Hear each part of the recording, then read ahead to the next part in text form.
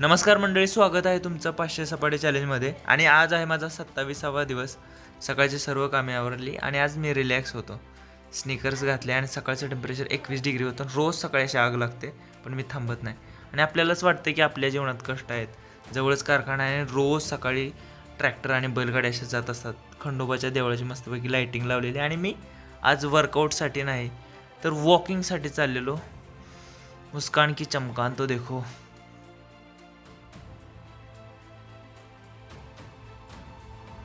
आणि चालत असताना मला गोगल काय दिसली, जास्त करून पावसाळ्यात दिसतात. आणि वाटलं की यार माणसाला कसलं वरदान आहे की भूतकाळातील गोष्टी घेऊन माणसांना रिग्रेट होतं, भविष्यातील गोष्टींना घेऊन टेन्शन येतं. आणि जे प्रेझेंट आहे त्याच्यामध्ये माणसं टेन्शनमध्ये असतात. बरेच माणसं वाटतं की मी एखादी गोष्ट 2 महिन्यानंतर करेन, 4 महिन्यानंतर करेन, उद्या करेन. So there is no tomorrow. There is no tomorrow. मानवाचं जीवन हे आयुष्याची कोडे सोडवण्यात आणि त्यांच्याशी झुंजण्यात जावं आणि या सगळ्या संकटाला तो केवळ प्राक्तन म्हणून संपवावंच. कसला रे न्याय हा योगेश्वरा. तर हे असंच आहे. तर मी आणलेल्या काड्यांचा मस्तपैकी धुतला, पाला काढला, मस्तपैकी काड्यात दुमडल्या. चला म्हटलं हो जाऊ सुरू. तर मी काड्याचा गळतो. भेटूया उद्या. धन्यवाद.